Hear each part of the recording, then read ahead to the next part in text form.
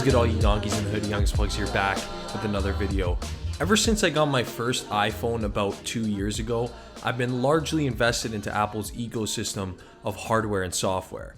I have an iPhone, an iPad, a MacBook Air, AirPods, Apple Watch, and they all come together really well. Well, just yesterday I was going through my closet looking for some old technology, and I came across this. This is a Samsung Galaxy A5 from 2017. It's a mid-range phone that doesn't quite offer flagship specs, but a lot cheaper price tag. Obviously, you can tell that phones are getting a lot more expensive these days, approaching the $1,000 price range. That being said, this was about half of that. So I figured that the purpose of this video can be to show if a mid-range phone from 3 years ago like this one can do what you need it to do in 2020. Is that possible? Well, I guess you'll find out, because what I did was I put my SIM card in here so I can receive text messages, browse the web, watch Netflix, watch YouTube. I put it to the test here in 2020 and saw how it performed. So this video isn't for someone who is tech savvy, who needs that highest end, newest iPhone to get them through a day's work. This is for someone who needs a simple smartphone that allows them to browse the web, look at social media, send emails, and do all the basic things that you need in a smartphone. So we're dodging all the pro features here. That being said, I'm leaving specs to the side. I'm not getting into the nitty-gritty about this Galaxy A5 from 2017. We're just going to talk about what I feel like it can do during a day's work in my life. First category is design. Flagship phones these days offer great hardware with full metal, aluminum, or glass bodies. And this Galaxy A5 from 2017 doesn't cut short. It has a great, thin, light design with glass on the front and back and aluminum around the edges. Not to mention, its size is super pocketable. As you can see here, comparing to a wallet, it's just a little bit taller and a little bit thinner as well. That makes it easy to slide in and out of your pocket without discomfort. It also brings back that fingerprint sensor. Yes, there are negatives with this because of the fact that you don't have that full bezel-less display like most phones do, but that fingerprint sensor is really easy to use, and the bezels aren't too bad actually. Yes, you have a forehead and chin, but the sides are actually bezel-less on this phone. That actually makes it better than my iPhone 8 Plus that I use right now. Camera bump. Every phone these days definitely has a camera bump now, and this one actually doesn't. It lies nice and flat on a table. As you can see in this video, filming was no problem. One major complaint for the past 2 years is that no phones anymore have a headphone jack. They all rely on Bluetooth. Well, this Galaxy A5 doesn't take away the headphone jack. You can use a 3.5mm no problem. You also have USB-C, which for something from 2017 to have USB-C is pretty cool. So there's fast charging involved with this as well, and that is an awesome feature that not even 2020 phones these days all have. Not to mention the new iPhones don't even have USB-C, so that's something to keep in mind. So overall, I think the design and hardware of this A5 is on par still today with some 2020 phones out there. The only thing that it's lacking is that bezel-less display, that screen to body ratio that a lot of phones these days, especially the new iPhones, have become adapt to. Second category is performance. And I'm going to be completely honest with you here. I felt a little bit slowed down when using the Galaxy A5. I've been using iOS for 2 years now, and going back to Android just feels a lot more sluggish and slow to me. That's not to say that this thing can't keep up with whatever I want it to do. It just feels a little bit slower. For example, switching between apps, loading YouTube, loading games, I just felt like the display was a bit behind. That's to be expected when you're using a mid-range phone.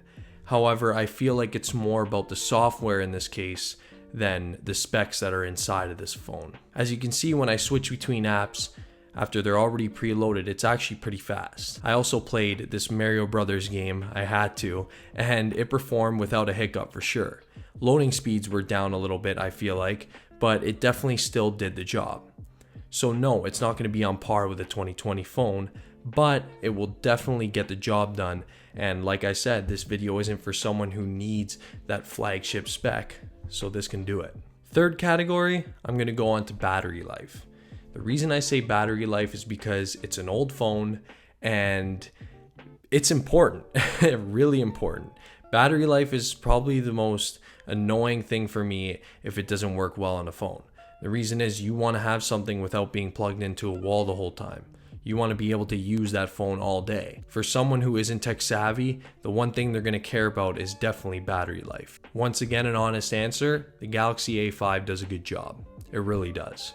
It gives me a full day's worth of charge, and it's actually better than my 8 Plus, which the battery on there has definitely been lacking lately, but this one is just a little bit better in my opinion. Yes, I have used the 8 Plus many times for 2 years, so it's definitely wearing and breaking down for sure. But I used this before then as well, and I can say that the fast charger that it comes with does a good job. The other reason why this has better battery life than most 2020 phones is because it's rocking a 1080p display as opposed to a 4K or 2K display. That means it's a lot less demanding and it can last longer. But another feature that I really like on this A5 is that always on display. The display is always turned on so you can see notifications without actually lighting up the whole screen. This is something that can take away battery life, so if you're ever having an issue, just turn the feature off and you're good. We come out to a final conclusion that the Galaxy A5 has great hardware, great battery life, has average performance. Mid-range phones from 3 years ago can get the job done. Get the job done meaning they can do what you need them to do, just as a lot lesser standard than a flagship iPhone 11 Pro, let's say. Yeah, you're not gonna get those flagship performance, that flagship design, bezel-less display, waterproof, great camera. No, you're not gonna get those things.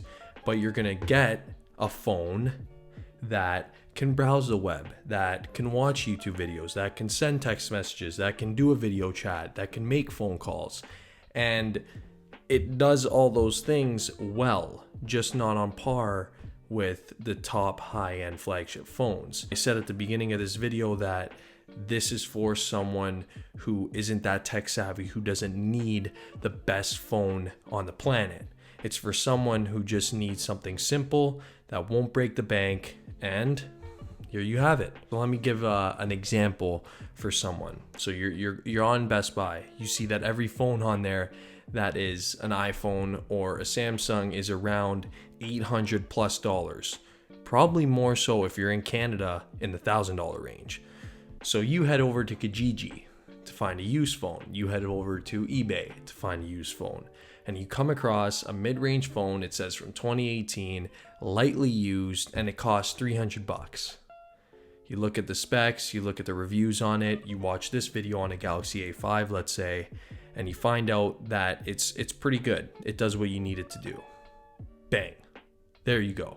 You have a phone that costs you $300 that does what it needs to do. It's not overkill because you don't need it to be overkill, and you save yourself quite a bit of money. So I think that this review was very eye-opening and fun because I never thought I'd come back to this phone. I bought it 3 years ago and it's a Samsung, and ever since I switched to Apple, I didn't think that I would ever be able to go to Android. But if I had lost my iPhone 8 Plus and if I had broken it and I couldn't get a new phone, I'd simply just pop my SIM in here and start using it. And I had a lot of fun using an older phone, and especially transferring from iOS to Android again. It was cool to see the difference. So I hope you guys enjoyed this video. I hope it helped a lot of people out there. And yeah, stay safe, stay healthy. We're almost through this, guys. And have a good one. And you know it. Smile you later. I dream of you.